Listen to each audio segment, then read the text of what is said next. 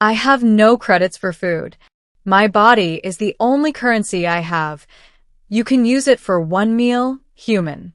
The neon lights of the lower markets flickered in pale blues and reds, buzzing against the dark drizzle that seeped through the cracked roof plates of the city sector. It smelled of rust, fried grease, and desperation. I had been walking home from the dockyards, still covered in the grime of my shift, when I noticed her. She was crouched beside a trash incinerator, hugging herself for warmth. Her skin shimmered faintly beneath the rain, opal tones that marked her as off-world, one of the alien refugees that flooded in after the collapse war. She wasn't dressed for the weather, just rags. Her ribs showed through her chest, her lips cracked and dry. When she saw me looking, she flinched like a beaten animal. Then she pushed herself to her feet, staggering, and blocked my path. Human, her voice trembled. She tried to straighten, but her legs shook under her weight. I have no credits for food. My body, she swallowed hard. My body is the only currency I have. You can use it for one meal. I froze. The words hit me like a blade. The marketplaces down here were filled with stories of alien women forced into that trade, their beauty exoticized, their desperation exploited.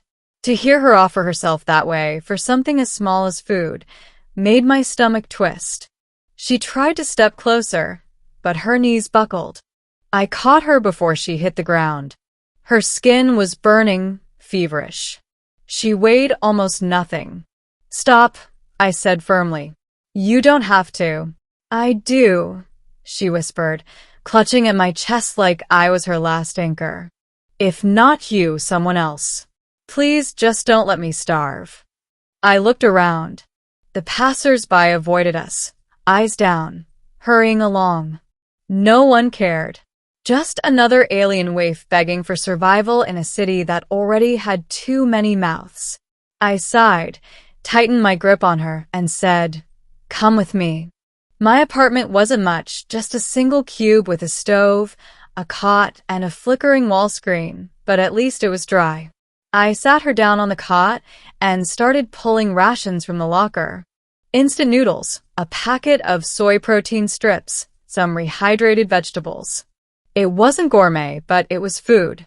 She watched me with wide, wary eyes, still hugging herself as if I might suddenly demand payment.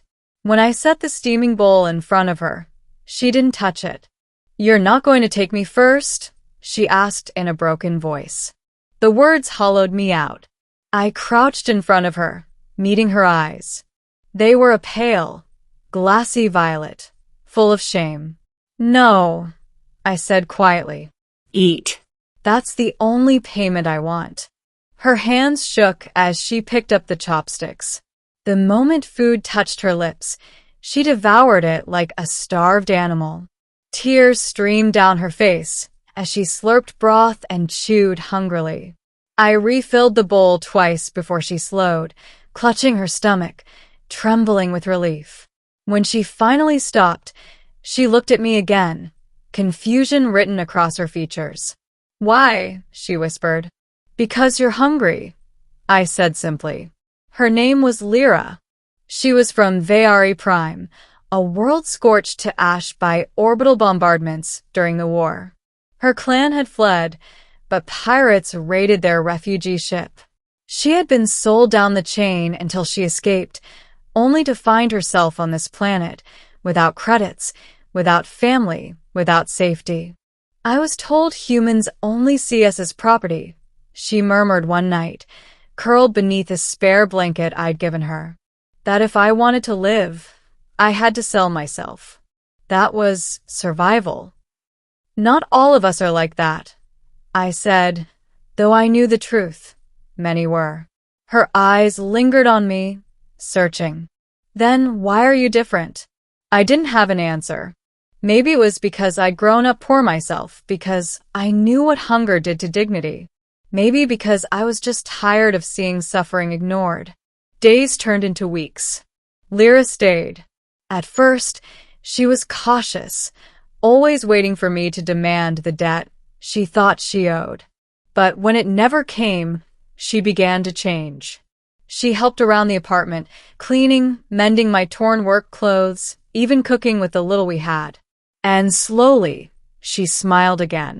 One night, I came home late from the docks to find her waiting with a small pot of stew. She'd traded scraps of cloth she found in the trash for a few fresh vegetables at the market. "I wanted to give back," she said, shy but proud. The stew was the best meal I'd had in months. Not because of the flavor, but because of what it meant. Afterward, she sat close to me on the cot. Her hand brushed mine. "You saved me," she whispered. "Not with food alone, but with kindness. Do you understand? No one has ever looked at me without wanting something." Her voice shook. "If I offer myself to you now, it isn't because I have nothing else. It's because I want to give." I took her trembling hand, held it gently. "Lyra, you don't owe me your body. What I want is for you to live, to heal, to have a choice again." Tears welled in her eyes, but she smiled through them. "Then let me stay. Not as your currency, but as someone who chooses to." Months passed. She grew healthier, stronger. She found odd jobs in the upper districts where her alien features were admired rather than scorned. She brought back credits, sometimes even luxuries. She laughed more. She became part of my life in a way I hadn't expected. Quiet mornings over tea, evenings fixing broken appliances together, soft talks about the stars she missed.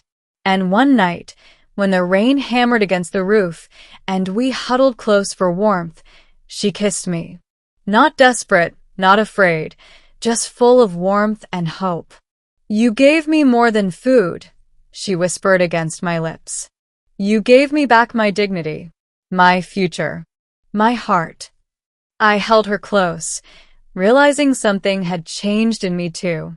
She wasn't just a stranger I'd saved. She was the person who reminded me why compassion mattered in a world that had forgotten it. Lyra's words from that first night still echoed in my memory. "My body is the only currency I have." But she was wrong. Her worth had never been her body.